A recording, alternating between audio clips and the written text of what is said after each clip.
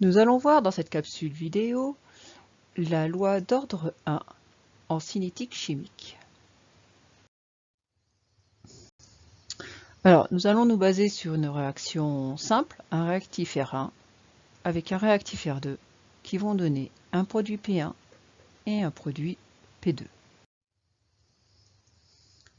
Alors, la condition nécessaire, mais attention qui sera non suffisante, pour observer une réaction d'ordre 1. Il faudra que l'un des deux réactifs soit en très large excès. Je rappelle la réaction, elle est ici. Il faut que des deux réactifs soient en très large excès. Alors de manière simple, pour étudier cette loi d'ordre 1, nous choisirons de manière arbitraire le réactif R2 en très large excès. Donc ce réactif-là sera en très large excès. Par conséquent, R1 sera le réactif limitant.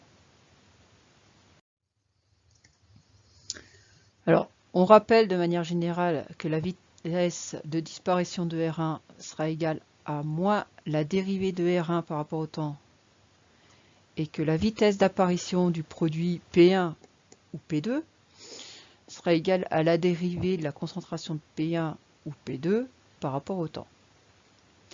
Alors, pour une réaction d'ordre 1, ces deux vitesses vont avoir une particularité. La vitesse de disparition de R1 sera proportionnelle à la concentration de R1 à l'instant T,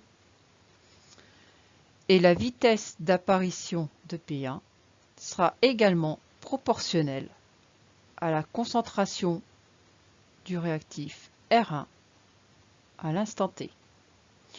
Tout simplement, les deux coefficients ici seront différents. Par contre, c'est bien à chaque fois la concentration du réactif limitant qui est prise. Donc, dans une réaction d'ordre 1, les vitesses de disparition ou d'apparition sont proportionnelles à la concentration du réactif limitant à chaque instant. On reconnaît ici une équation différentielle du premier ordre.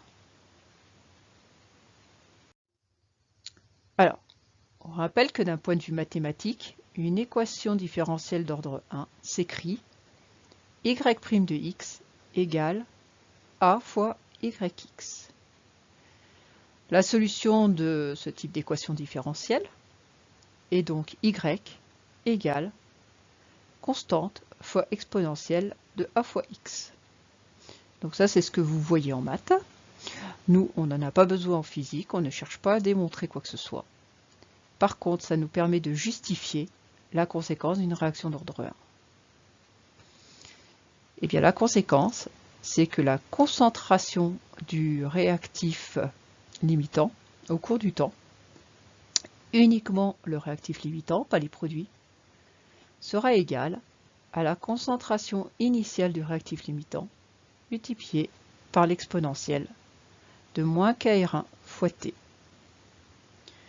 Nous dirons que la concentration du réactif obéit à une loi exponentielle. La concentration du réactif obéit à une loi exponentielle. Nous avons une deuxième conséquence d'une réaction d'ordre 1, c'est que le temps de demi-réaction ne dépendra pas de la concentration initiale du réactif R1. Donc le temps de demi-réaction ne dépend pas de la concentration initiale du réactif limitant. Alors, le pourquoi n'est pas au programme, mais nous pouvons quand même l'expliquer d'un point de vue mathématique. Donc c'est un petit complément mathématique non obligatoire. À T1,5, nous avons donc que la concentration de R1 à T1,5 sera égale à R1 initial, concentration de R1 initiale, multipliée par l'exponentielle de moins kR1 fois T1,5. J'utilise l'expression de la diapo précédente.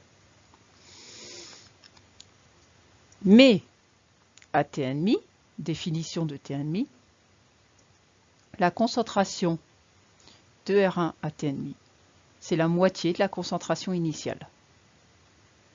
Si j'associe ces deux équations, j'arrive à R1 initial sur 2 égale R1 initial fois exponentielle de moins KR1 fois T1,5. Nous voyons ici que nous pouvons simplifier les concentrations initiales. Et donc il nous reste que exponentielle de moins KR1 fois T1,5 égale 1,5. À ce moment-là, nous avons plus que T1,5 égale ln de 2 sur KR1. Et nous voyons bien que le temps de demi-réaction est complètement indépendant de la concentration initiale du réactif limitant. Alors, je répète bien, ceci est un complément non au programme de la spécialité de physique.